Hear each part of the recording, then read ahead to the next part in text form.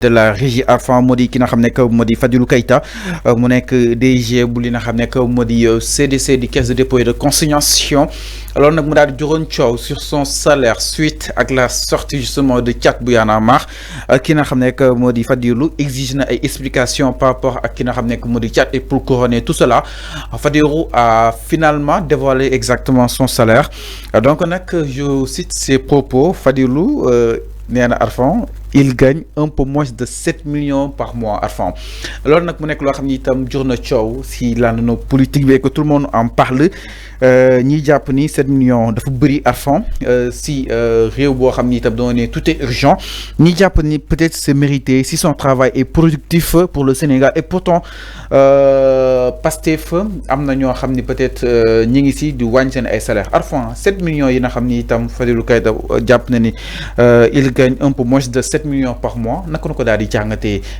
jàppoon ni bëri na. oui bëri na parce que yow 100 000 francs ngay gagné fii. par exemple.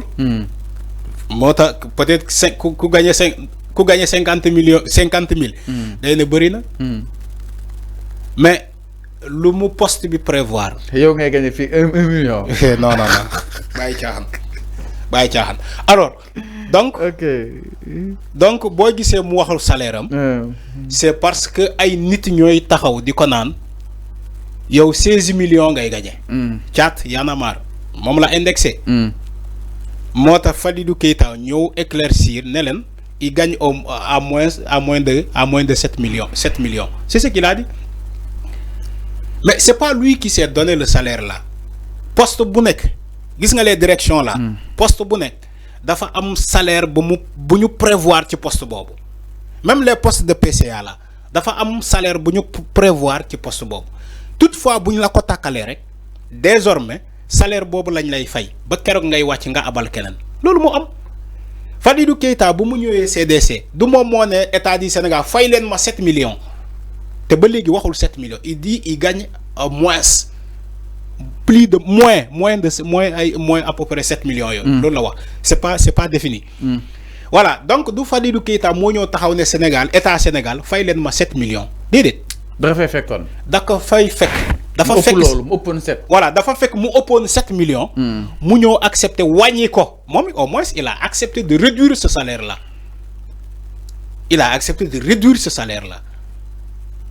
donc c'est pas un débat. salaire boobu du moom moo ko auto-réclamé c'est pas déedéet salaire bu ñu fa fekk la il a fait des efforts pour wàññi salaire boobu en même temps moo tax quand Ousmane Sonko est allé à l'Assemblée nationale ci mois yële lan la wax ñu ngi waxtaan avec les hauts fonctionnaires de l'État ñeneen ñoo xamante seen salaire dafa élevé ñu xool nan la ñuy fexe ba ñu wàññi seen salaire te on est d'accord sur ça. léegi ñu bëgg a manipuler ñu bëgg a manipuler ñu bëgg a manipuler ñu yóbbu débat bi ci espace public ñu ne wooy Ousmane Sonko a promis ou bien a programmé de diminuer le salaire de tous les fonctionnaires ba enseignants yi def ay murmures alors que c'est faux il n'a jamais dit que l'État va diminuer le salaire des fonctionnaires il n'a jamais dit ça il a dit certains hauts fonctionnaires on est en discussion avec eux pour ñu accepter par question de patriotisme ñu wàññi seen salaire c'est ce qu'il a dit te Fadilou Keita je crois que il fait partie de ces hauts fonctionnaires là ñuy accepter wàññi seen salaire voilà le débat il faut dire les choses telles qu'elles sont et ne pas rajouter des couches augmenter ay couches il faut arrêter comme l'a fait Thiat bu Y'en a marre dem ne waaye gis naa ay dans la mesure jusqu'à la preuve du contraire quand tu lui dis ça Thiat boobu est-ce que directeur bi nga gis muy fayeeku 16 millions yi ngay wax nii est-ce que tu es en mesure de fournir des éléments yi wane ni que effectivement il y a un DG au Sénégal bi nekk ci fonction publique te ñi ko fay 16 millions est-ce que mën nga génne kayit yi je sais que il va jamais sortir ces documents là du am moo tax il a poussé c'est vrai aussi c'est de bonne guerre il a poussé Fadilou Keita à communiquer son salaire. ñu jàpp ni benn erreur de communication la Fadilou def le fait que mu communiquer. non si il a fait une erreur de communication parce que il n'est pas obligé. mais il ne devait pas. mais li ñoom Abdou Karim Gueye doon nekkoon sàkku pour ñoom. non il a fait une erreur de communication ça aurait été moi Arfan même la pression de Thiat et Abdou Karim je ne vais jamais communiquer mon salaire. jamais donc il a quand même. parce que la législation sénégalaise ne me le dit pas. donc je ne vais pas le faire. donc il a quand même d'une partie cédé à la pression. non je ne sais pas si par bonne volonté Mom Fadilou Keita, je ne sais pas si par bonne volonté ou bien par pression, je ne sais pas quoi, mais il a fait une erreur de communiquer son salaire parce qu'il n'a pas été imposé de communiquer son salaire. La législation sénégalaise ne le dit pas. Oui, Fadilou Keita, vas-y, va communiquer ton salaire. Mais pourquoi il l'a fait? Il n'est pas conditionné. C'est une erreur de communication. Il ne devait pas le faire. Je suis d'accord. Ok. C'est comme ça, Fallou. Le salaire est sacré. Alors, 16 millions, tu devras l'expliquer concrètement. Oui. Fadilou peut-être mis dans ses droits oui. Pour saisir numéro saisir. Oui. Qui n'a jamais que chat mi cité nommément CDC pour mener ay léral par rapport à quoi mais Fallou, ils sont en contentieux. Ils sont en contentieux. C'est tout à fait normal.